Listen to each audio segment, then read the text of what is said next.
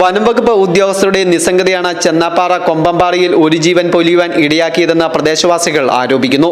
തിങ്കളാഴ്ച രാവിലെ 10 മണിക്ക് മരണപ്പെട്ട സോഫിയയുടെ വീടിന് സമീപം കാട്ടാന നിൽക്കുന്നതായി വനംവകുപ്പിനെ അറിയിക്കുകയും തുടർന്ന് 2 വാച്ചർമാരെത്തി മേഖലയിലെ വീടുകളിൽ കയറി വെള്ളം കുടിച്ച് മടങ്ങിയതല്ലാതെ മേഖലയിൽ തമ്പടിച്ചിരിക്കുന്ന കാട്ടാനക്കൂട്ടത്തെ തുരത്തുവാൻ യാതൊരു നടപടിയും സ്വീകരിക്കാതെ മടങ്ങുകയാണെന്ന് നാട്ടുകാർ ആരോപിച്ചു.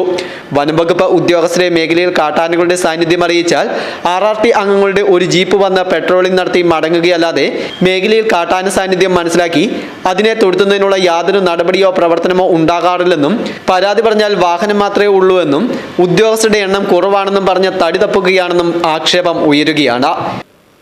ഏകദേശം 3 വർഷക്കാലമായിട്ട് ഇതുപോലെ അതിശക്തമായ നേരത്തെ കാട്ടാനകളൊക്കെ വരുമായിരുന്നു. പക്ഷേ ഇത്രയും രൂക്ഷമായിട്ടുള്ള രീതിയിലൊന്നും ഇല്ലായിരുന്നു. അപ്പം ഇപ്പോൾ 2-3 വർഷമായിട്ട് തുടർച്ചയായിട്ട്, അതായത് കൂട്ടമായിട്ട് 10, 20, 23 അധികം ആനകൾ, കുഞ്ഞ് അടക്കമുള്ള ആനകൾ കൂട്ടമായിട്ട് ഈ നാട്ടിലേക്ക് ഇറങ്ങുകയാണ്.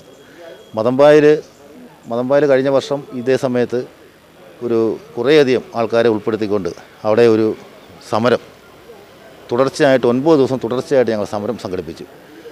അതിന് മുന്നോടിയായിട്ട് തിരുവനന്തപുരത്ത് മന്ത്രിയായിട്ട് പോയി ചർച്ച നടത്തി. പക്ഷേ യാതൊരുവിധ ഗുണവും ഉണ്ടായില്ല. 2 ദിവസം RRT ടീം വണ്ടിയായിട്ട് 2 ദിവസം വന്ന് കറങ്ങിയിട്ട് അവരവരുടെ പാട്ടിന് പോയി.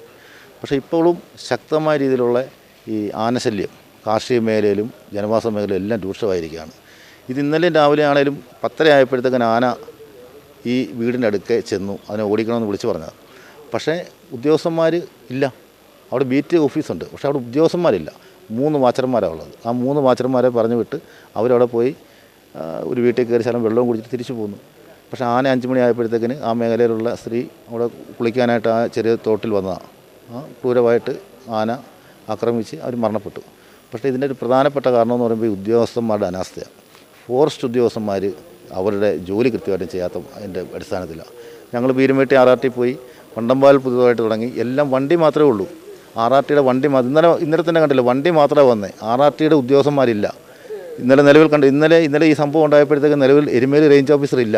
ഇതുവരെയായിട്ട് ഇവിടെ എത്തിയിട്ടില്ല. എരുമേലി റേഞ്ച് ഓഫീസർ ഇല്ല. പമ്പ റേഞ്ച് ഓഫീസറാണ് ഇന്നലെ വന്നത്. അദ്ദേഹത്തിനോട് പറഞ്ഞു കഴിഞ്ഞപ്പോൾ അദ്ദേഹത്തിന് ഇതിനെക്കുറിച്ച് ഒന്നും അറിയത്തില്ല. വീട്ടിൽ ചെന്ന് കഴിഞ്ഞപ്പോഴത്തേക്കിന് RRT ടീമുണ്ട് എന്നാണ് ഞങ്ങൾക്ക് കഴിഞ്ഞ പ്രാവശ്യം ഞങ്ങൾ മന്ത്രിയുടെ ഓഫീസുമായിട്ട് ചെന്ന് കഴിഞ്ഞപ്പോൾ അവിടെ നിന്ന് കിട്ടിയ നിർദ്ദേശം. അതും പ്രകാരം ഞങ്ങൾ കൃത്യം അവിടെ ചെന്ന് കഴിഞ്ഞപ്പോഴത്തേക്കിന് അവർ പറയുന്നത് ഞങ്ങളിവിടെ നാമമാത്രമായ ഉദ്യോഗസ്ഥന്മാർ മാത്രമേ ഉള്ളൂ. ഞങ്ങൾക്ക് ഏറ്റവും കൂടുതലും ശബരിമലയിലാണ് ഡ്യൂട്ടി.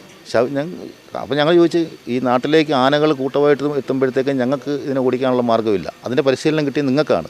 അപ്പം നിങ്ങളുടെ അടുക്കൽ വന്ന് പറയുമ്പോഴത്തേക്കും ഞങ്ങൾക്ക് ശബരിമല ഡ്യൂട്ടിയാന്ന് പറഞ്ഞു കഴിഞ്ഞാൽ ഞങ്ങൾ എന്ത് ചെയ്യും എന്ന് ചോദിച്ച്, അങ്ങനെ പറഞ്ഞതിൻ്റെ അടിസ്ഥാനത്തിൽ അവർ 2 ദിവസം വന്നു.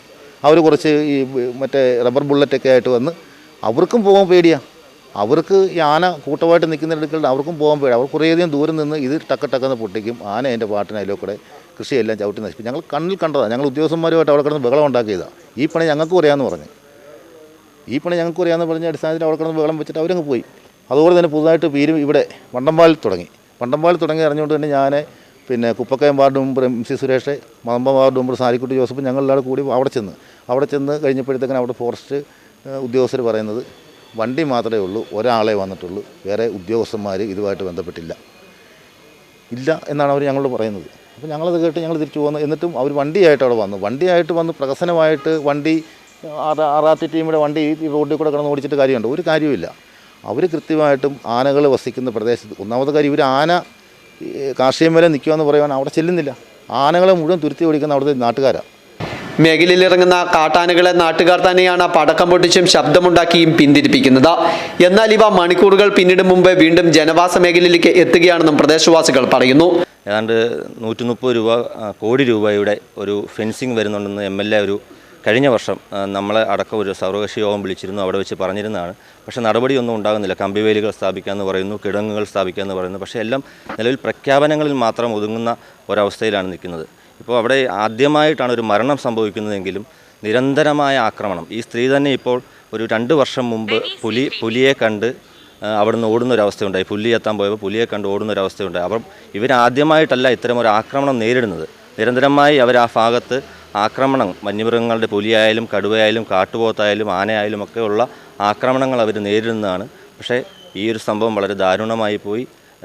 ആളുകളൊക്കെ ആശങ്കയിലാണ്. എല്ലാവർക്കും ഒരു ഭീഷണിയാണ്. ഇപ്പോൾ നിലവിൽ ഒരു സാമ്പത്തികമായ ഒരു ആവശ്യം അവർ നടന്നു എന്നത് മാത്രമാണ് ഇപ്പോൾ ആകെയുള്ളൊരു ആശ്വാസം. പക്ഷേ ആനയെ തുരത്തുന്നതിനോ അല്ലെങ്കിൽ ആനയെ അവിടുന്ന് മാറ്റുന്നതിനോ ആന വരാതിരിക്കുന്നതിനോ യാതൊരു പരിഹാരവും ഇന്നലെ കളക്ടർ വന്നപ്പോഴും പ്രഖ്യാപിച്ചിട്ടില്ല. വണ്ടൻപതാലിലും പീരിമേട്ടിലും RRT ടീമിന്റെ ഓഫീസുകൾ തുടങ്ങിയെങ്കിലും ജനങ്ങൾക്ക് ഇതുകൊണ്ട് യാതൊരു പ്രയോജനവും ഉണ്ടാകുന്നില്ല. മതമ്പ ഉൾപ്പെടെയുള്ള മേഖലയിൽ ലക്ഷങ്ങൾ മുടക്കി ബീറ്റ് ഓഫീസ് പണിത് സർക്കാർ നൽകിയെങ്കിലും ഉദ്യോഗസ്ഥരുടെ അനാസ്ഥ മൂലം ഇതൊന്നും പ്രയോജനകരമാകുന്നില്ലെന്ന് നാട്ടുകാർ കുറ്റപ്പെടുത്തുന്നു. News bureau, Mundakayam.